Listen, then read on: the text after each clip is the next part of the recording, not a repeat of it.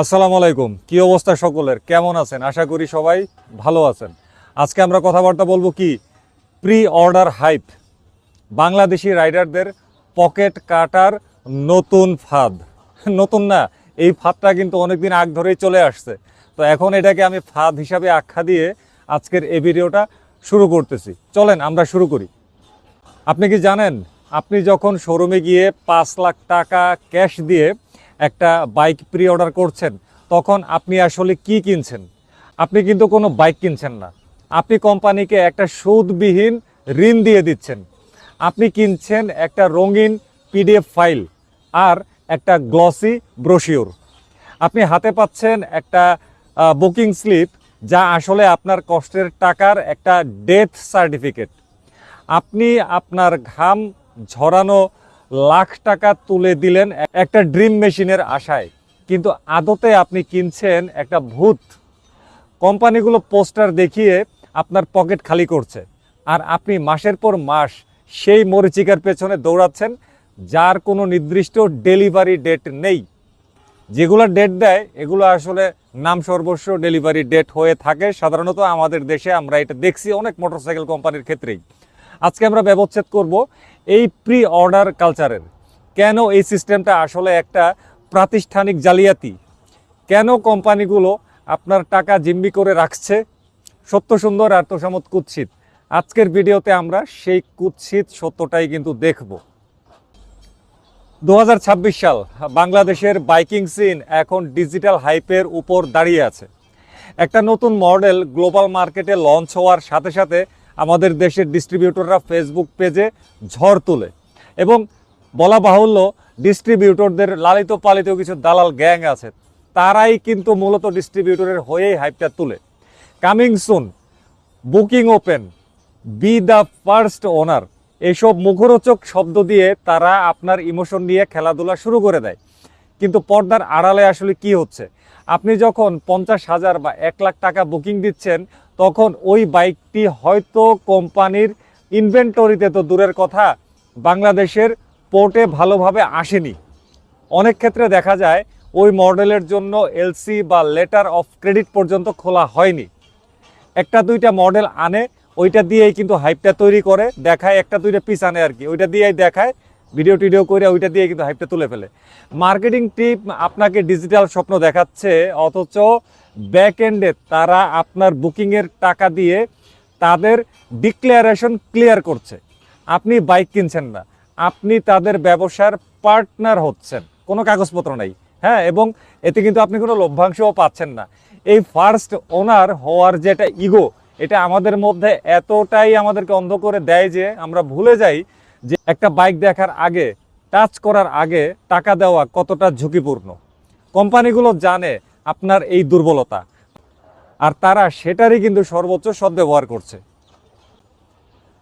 আপনি 5 লাখ টাকা দিয়ে বুকিং দিলেন, কোম্পানি আপনাকে বলল 30 কর্মদিবসের মধ্যে ডেলিভারি, কিন্তু সেই 30 দিন যখন 180 দিনে গিয়ে ঠেকে, তখন আপনি আসলে কি হারাচ্ছেন? প্রথমত মুদ্রাস্ফীতি। আপনি যখন টাকা দিয়েছিলেন তখন টাকার যে ক্রয় ক্ষমতা ছিল, 6 মাস পর সেই টাকা দিয়ে একই জিনিস পাওয়া কিন্তু দুষ্কর। দ্বিতীয়ত ব্যাংক ইন্টারেস্ট। আপনি যদি ওই 5 লাখ টাকা ব্যাংকে রাখতেন, অন্তত কিছু টাকা রিটার্ন পেতেন, অথচ কোম্পানি আপনার সেই 5 লাখ টাকা নিয়ে তাদের কারেন্ট অ্যাসেট বাড়াচ্ছে, স্টক মার্কেটে খেলছে, অথবা অন্য ব্যবসায় মূলধন হিসেবে ব্যবহার করছে। এখন বলতে পারেন কেউ কেউ যে ভাই আমি তো 5 লাখ টাকা দিইনি, আমি 5,000 টাকা দিছি, 10,000 টাকা দিছি বা 1,000 টাকা দিছি। এখন চিন্তা করেন, এই 5, 10, 1,000 টাকা করে সারা বাংলাদেশ থেকে যদি 500 মানুষও বুকিং দেয়, তাহলে কতগুলো টাকা চলে যাচ্ছে কোম্পানির কাছে, এবং সেই অনুপাতেই কিন্তু সেই লাভটা তারা হচ্ছে, লাভবানটা তারা হচ্ছে। আপনার টাকা এখন কোম্পানির কর্পোরেট দপ্তরে কিন্তু বন্দি। আপনি হচ্ছেন একজন আনপেইড ইনভেস্টর। কোম্পানি আপনার টাকায় ব্যবসা করে মুনাফা করছে, আর আপনি হেলমেট হাতে গ্যারেজের দিকে চেয়ে কিন্তু দীর্ঘশ্বাস ফেলতেই আছেন। সবচেয়ে বড় জালিয়াতিটা কোথায় জানেন? বুকিং স্লিপের সেই ছোট ছোট অক্ষরে লেখা শর্তাবলী। সেখানে লেখা থাকে পরিবর্তিত পরিস্থিতির কারণে দাম বাড়তে পারে। মানে আপনি টাকা জমা দিলেন 5 লাখের উপর ভিত্তি করে, কিন্তু 6 মাস পর যখন বাইক এলো, কোম্পানি বলল ভাই এখন 5,20,000 দিতে হবে, আপনার তখন না আছে পালানোর পথ, না আছে প্রতিবাদের ভাষা, কারণ আপনার টাকা অলরেডি কিন্তু তাদের পকেটে। এবার আসি টেকনিক্যাল কারসাজিতে।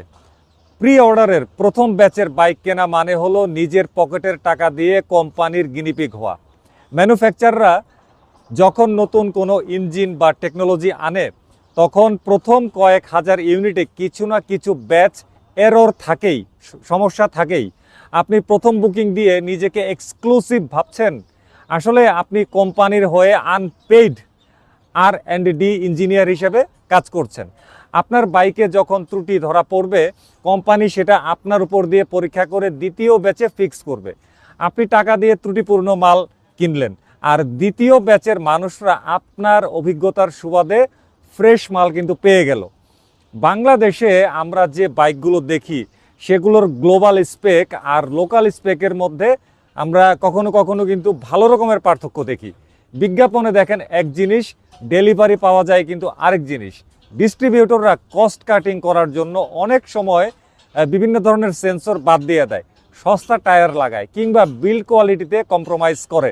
বিল্ড কোয়ালিটিতে যদি কম্প্রোমাইজ করে সেটা কিন্তু আমরা দেখে বুঝতেই পারবো না। আপনি কি চেক করছেন? বাংলাদেশের রাস্তায় ধুলো আর নিম্নমানের পেট্রোলের সাথে এই নতুন ইঞ্জিনের টিউনিং করা হয়েছে কিনা? কোম্পানি তো বলবেই সব ঠিক আছে, কিন্তু আপনার পিস্টন যখন 20,000 কিলোমিটারে সিজ করবে, তখন ওই কোম্পানি আপনাকে কিন্তু চিনবেই না। প্রি অর্ডার হাইপে একটা বাইক তো আপনি কিনলেন, কিন্তু সেটার একটা স্পেয়ার পার্টস কি অ্যাভেলেবল আছে? বাংলাদেশের ডিস্ট্রিবিউটররা নতুন মডেল লঞ্চ করতে যতটা পাকনা, তার পার্টস স্টকিংয়ে কিন্তু ততটাই অপদার্থ। লঞ্চ করে দিবে আজকে, কিন্তু পার্টস আনবে 3 মাস 4 মাস বা 5-6 মাস পরে। এরকমটা কিন্তু আমরা প্রতিনিয়ত দেখি বাংলাদেশে। আপনি 5 লাখ টাকার বা 3 লাখ টাকার বা 1.5-2 লাখ টাকার বাইক কিনছেন ঠিকই, কিন্তু একটা ব্রেক প্যাড বা একটা এয়ার ফিল্টারের জন্য আপনাকে 3-4 মাস অপেক্ষা করতে হবে। আর যদি অপেক্ষা নাও করতে হয়, তাদের কাছে যদি থাকে, তখন দাম কিন্তু থাকে সেই লেভেলে। কারণ কোম্পানি সব কন্টেইনার ভরে নতুন বাইক আনছে বিক্রির জন্য। আপনার নষ্ট হওয়া বাইক সারানোর জন্য পার্টস আনার জায়গা তাদের জাহাজে কিন্তু নেই। এর সাথে যোগ করুন টেকনিশিয়ানদের অজ্ঞতা। নতুন যে সেন্সর বা ইলেকট্রনিক্স আপনার বাইকে দেওয়া হয়েছে, আপনার লোকাল সার্ভিস সেন্টারের মেকানিক সেটা কোনো দিন চোখেও দেখেনি। তারা আপনার বাইক নিয়ে এক্সপেরিমেন্ট করবে। রেজাল্টটা কি আসবে? ভুল টিউনিং, স্ক্র্যাচ পড়া বডি কিট আর নষ্ট হওয়া মেজাজ। সার্ভিস সেন্টারগুলোর কাছে আপনি তখন আর ভ্যালুড কাস্টমার নন, আপনি একজন বিরক্তিকর অভিযোগকারী হিসাবে পরিগণিত হয়ে যাবেন। তাহলে উপায়টা আসলে কি? আমরা কি আসলে বাইক কিনবো না? না না, অবশ্যই কিনবো, কিন্তু সিস্টেমের বলি হয়ে নয়, গিনিপিগ হয়ে নয়। 2026 সালে দাঁড়িয়ে আপনাকে একজন স্মার্ট রাইডার হতে হবে। মনে রাখবেন, আপনার ইমোশন দিয়ে কোম্পানির ব্যালেন্স শিট কিন্তু ভারী হইতে দিয়েন না। প্রি অর্ডার করার আগে আয়নার সামনে দাঁড়ান এবং নিজেকে প্রশ্ন করুন, আপনি কি একজন রাইডার নাকি একজন ডোনার বা দাতা? তো এই ক্ষেত্রে আমার কয়েকটা সাজেশন আছে। প্রথম সাজেশন হচ্ছে second batch theory. Pre order না করে অন্তত 3-4 মাস অপেক্ষা করুন বা 6 মাস অপেক্ষা করুন। প্রথম ব্যাচে কেউ না কেউ তো কিনবে, কেউ না কেউ তো গিনিপিগ হবে, এটা শিওর। তো তাদের রিভিউগুলো একটু দেখুন, তাদের কি কি সমস্যা হচ্ছে সেইটা ভালোভাবে জানুন। দ্বিতীয় সাজেশন, এলসি যাচাই। ডিস্ট্রিবিউটরকে সোজাসুজি জিজ্ঞাসা করুন আপনার মডেলের এলসি ক্লিয়ার কিনা। তারা যদি ডেলিভারি ডেট দিয়ে লুকোচুরি করে, তবে বুঝবেন সেখানে ডালমে কুচ কালা হ্যায়। তৃতীয় সাজেশন, পার্টস গ্যারান্টি। বুকিং দেওয়ার আগে শোরুমের স্টোরে গিয়ে দেখে আসুন ওই মডেলের রেগুলার পার্টস, যেমন অয়েল ফিল্টার, ব্রেক প্যাড সামনে পেছনে বা ব্রেক শো যেটাই হোক, ক্লাচ কেবল, অ্যাক্সিলারেটর কেবল, এয়ার ফিল্টার ইত্যাদি আসলে স্টকে আছে কিনা, ফ্রন্ট স্প্রকেট ইত্যাদি। যদি না থাকে তাহলে টাকা কিন্তু পকেটেই রেখে দিন। 4 নাম্বার সাজেশন, আইনি সচেতনতা। বুকিং দেওয়ার সময় ভ্যাট চালান এবং নির্দিষ্ট ডেলিভারি ডেট সম্বলিত ডকুমেন্ট বুঝে নিন। দেরি হলে প্রতিদিনের জন্য ক্ষতিপূরণ দাবি করুন কঠোরভাবে। যদি তারা রাজি না হয়, তবে সেই ব্র্যান্ড এড়িয়ে চলাটাই কিন্তু হবে বুদ্ধিমানের কাজ। বাইক আমাদের কাছে শুধু কিন্তু লোহার টুকরা, প্লাস্টিক কিংবা ইঞ্জিন নয়, এটা আমাদের স্বাধীনতা, কিন্তু সেই স্বাধীনতা যদি কোনো কর্পোরেট শেকলের হাতে বন্দী হয় তবে কিন্তু সেটা মেনে নেওয়া যায় না। কোম্পানিগুলো আপনাকে তোষামত করবে বিক্রির আগে, কিন্তু বিক্রির পরে কিন্তু আপনি একা, আপনারা চিনবেও না তখন, বিশ্বাস করেন। তাই আর নয় হাইপের পেছনে দৌড়ানো, সত্য জানুন, যাচাই করুন, তারপর সিদ্ধান্ত নিন। আপনার পরিশ্রমের টাকা যেন কোনো কোম্পানির লটারি না হয়ে যায়। সত্য সুন্দর আর তোষামত কুৎসিত প্রি অর্ডারের এই বিষাক্ত চক্র বন্ধ করার চাবি কিন্তু আপনার হাতেই। আপনি সচেতন হলেই তারা বাধ্য হবে সিস্টেমটা বদলাতে। তো আজকের ভিডিও এ পর্যন্তই। আপনার সাথে কি প্রি অর্ডার নিয়ে এমন ধরনের কোনো ঘটনা ঘটেছে? প্রি অর্ডার দিয়ে আপনি কি ভুক্তভোগী? কমেন্টে অবশ্যই জানান। ভিডিওটি আপনার রাইডার বন্ধুদের সাথে শেয়ার করুন, যেন আর কেউ এই ডিজিটাল ফাঁদে পা না দেয়। দেখা হবে পরের ভিডিওতে। আল্লাহ হাফেজ, আসসালামু আলাইকুম।